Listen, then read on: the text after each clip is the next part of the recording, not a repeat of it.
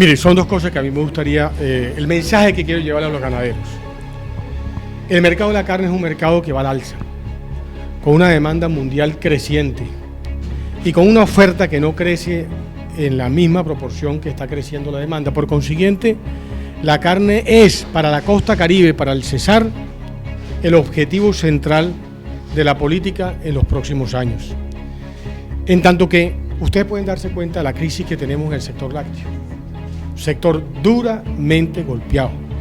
Vengo diciéndoselo al gobierno de manera reiterada. El ganadero colombiano, doble propósito o de lechería especializada, se está quebrando de manera progresiva.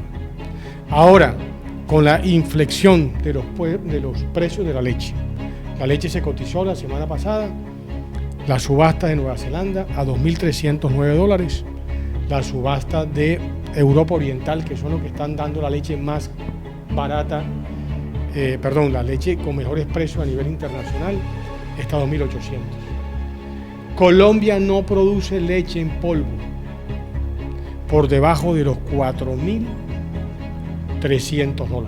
Es decir, estamos produciendo al doble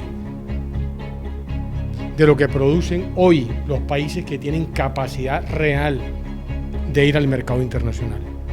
Por consiguiente, las manifestaciones de inconformidad, las preocupaciones que cada vez son voces más identificables, van a seguir creciendo de la mano con la falta de soluciones que tenemos en el sector lácteo. Con el gobierno hemos venido trabajando en diferentes instrumentos. Yo aspiro a que con el curso de estos meses el gobierno pueda poner a disposición la totalidad de herramientas que eventualmente se requieren para que la gente no se quiebre, para que el ingreso de más de 350.000 familias en Colombia no implique un problema social de unas dimensiones que aún no se han evaluado. En tanto que en el caso de la carne, por el contrario, lo que hay es una inmensa oportunidad. Ustedes recordarán que yo estuve al comienzo del año en el Medio Oriente abriendo los mercados de Jordania, Algeria, Egipto. Esos mercados prácticamente están ya listos para que puedan ser exportados, para que se pueda exportar. Y acabo de regresar en una misión con el ICA y con el INVIMA para abrir los mercados de Indonesia, Vietnam, Hong Kong y por supuesto China, que es un mercado gigantesco al que habrá que hacer mucho más esfuerzo, especialmente por parte del ministro de Agricultura, de la ministra de Comercio Exterior. Pero son mercados que, abiertos esos mercados, al margen de los mercados que tienen que abrirse con quienes hemos firmado los tratados de libre comercio, va a generarle a la costa caribe, al Cesar de manera especial, una reconversión productiva. El que tiene doble propósito, con vacas de 3-4 litros y terneros destetados de 160, no ordeñe. Pásese a producir terneros, no de 160, sino de 200 o 110 kilos, a toda leche. Con lo cual su ingreso se va a recomponer ya no por la lechecita diaria, sino por la venta de terneros cada vez, o sea, en el mediano plazo, en el corto plazo, porque es evidente pues que tendrá que ir vendiendo de manera progresiva. Las vacas no paren todos los días, paren también de manera secuencial y ahí puede tener un ingreso. Por múltiples razones. Primero, porque yo creo que aquí antes teníamos un mercado cerrado, mercado donde tú podías, con aranceles altos, que fue lo que se hizo en el 2003, el gobierno del presidente Uribe subió el arancel al 97%. Es decir, si usted quiere importar una leche en polvo, tiene que pagar el doble para que pueda ser internada.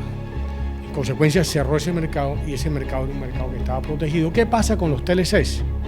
Que cuando usted negoció los TLCs, usted abrió sin aranceles contingentes que van creciendo. Hoy puede entrar a Colombia 56.000 toneladas de leche en polvo o de derivados lácteos sin aranceles, es decir, sin pagar el 97% de los aranceles que en su momento el gobierno decretó. ¿Qué significa ello? Que se han disparado las importaciones.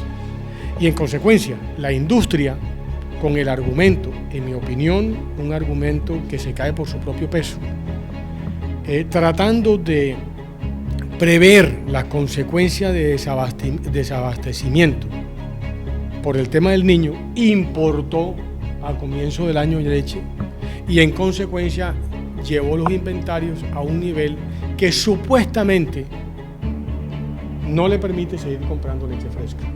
Y digo supuesta y digo que no comparto por una razón elemental.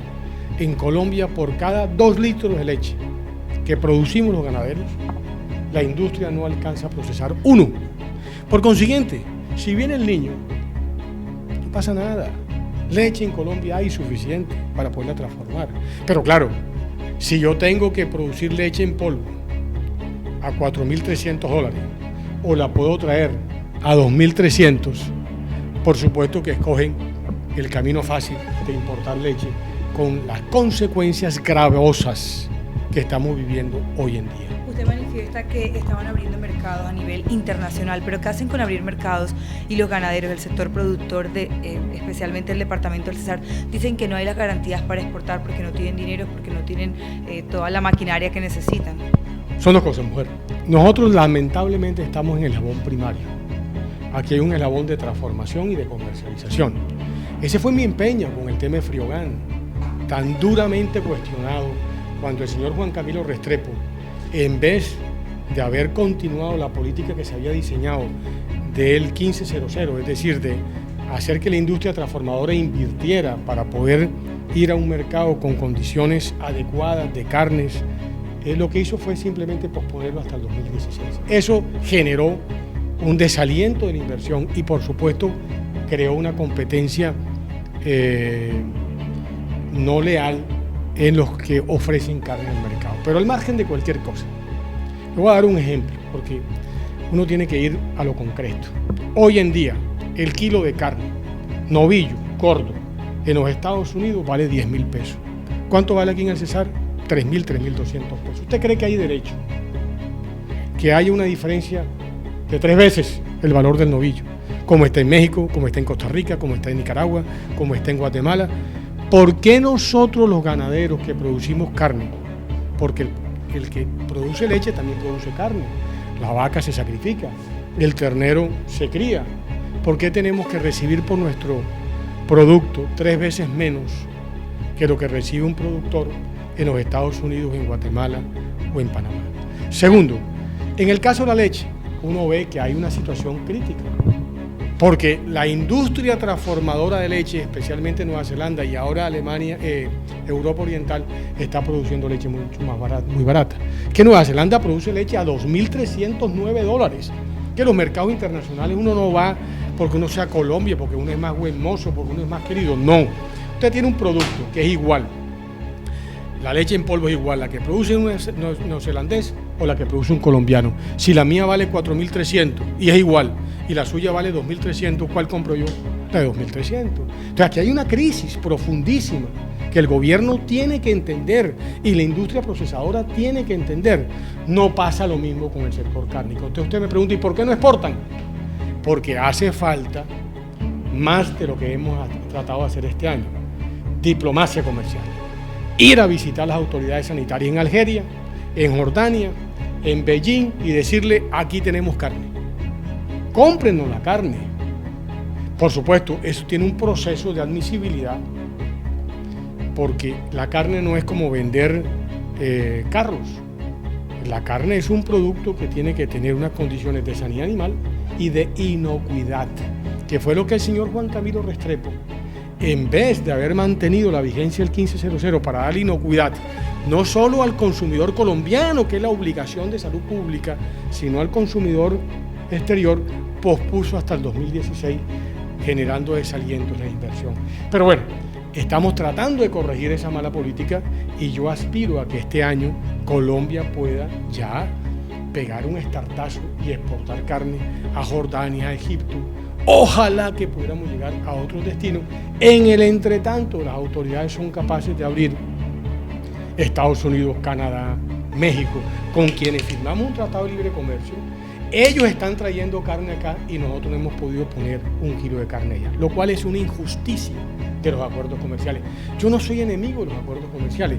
Yo peleé contra los acuerdos comerciales porque era inequitativo el trato que nos dieron estos tipos. Pero ahora es más, porque habiendo negociado en contra de los intereses nuestros, ahora ni siquiera nos abren el mercado. Si nosotros pudiéramos poner las 5.000 toneladas de carne iniciales que nos dio los Estados Unidos, más un bloque de 60.000 toneladas, aquí el ternero estaría a 4.500 pesos. El kilo de carne de vaca estaría mucho más caro. ¿Y qué sucede? La gente reemplaza leche por carne. Hacen falta políticas claras por parte del gobierno nacional, sin lugar a dudas. ¿Qué cree usted que se debería hacer en el corto tiempo? No, en el caso mío, insistir. Insisto cada vez que tengo la oportunidad de estar con ustedes para decirle al gobierno lo que desde la perspectiva del sector productivo es necesario hacer. Escribir. A ver si algún día se enteran que aquí la gente lo está pasando muy mal. Porque yo, por ejemplo, ayer recibimos la Junta Directiva de Fedegan, recibió al doctor Joaquín Ovalle y al doctor Hernán Araujo, que han venido promoviendo una movilización respetuosa el lunes próximo, precisamente para que a nivel de los tomadores de decisión en materia de política pública se den cuenta que aquí está pasando algo que no está bien. Pues lo recibimos, lo escuchamos, y ¿cómo puede uno desde Fedegan decir que lo que están haciendo no es legítimo? ¿Cómo puede uno invalidar cuando uno sabe lo que le está pasando a cientos de miles de productores? Es que recorre usted, váyase para Fonseca y mire cómo están las tierras, o váyase para Copey, o eche para Curumaní, y mire para que se dé cuenta la pobreza que se está incubando en el Cesar como consecuencia de la no atención de un sector que, como el nuestro, ha sido el generador de bienestar, mal que bien, en esta región. Nosotros creímos cuando nos llegó la bonanza del carbón que estaban al revés. Aquí este es un departamento agropecuario, y solo en la medida en que aquí hayan ingresos agropecuarios de ganado, de maíz, de arroz, de carne, de lo que sea, la gente está bien. De lo contrario, creer que el contrabando, que las actividades que de alguna manera no generan riquezas son capaces de sostener una población en el Cesar que crece, Valledupar crece todos los días, estamos equivocados. A propósito de contrabando, ¿cómo está el contrabando de carne en el vecino país de Venezuela?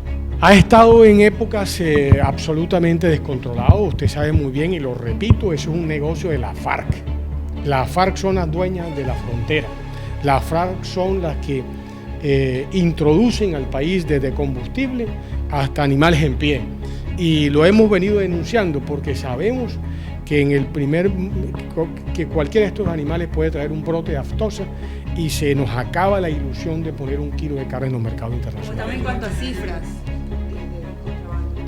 Pero mujer, es que cuando los negocios son negocios que tienen cierta opacidad, ¿quién tiene cifras? ¿La tiene la PONAL? Yo puedo decirle cualquier cifra. ¿Quién es capaz de decir cuánto entra de contrabando? Si es que es un delito.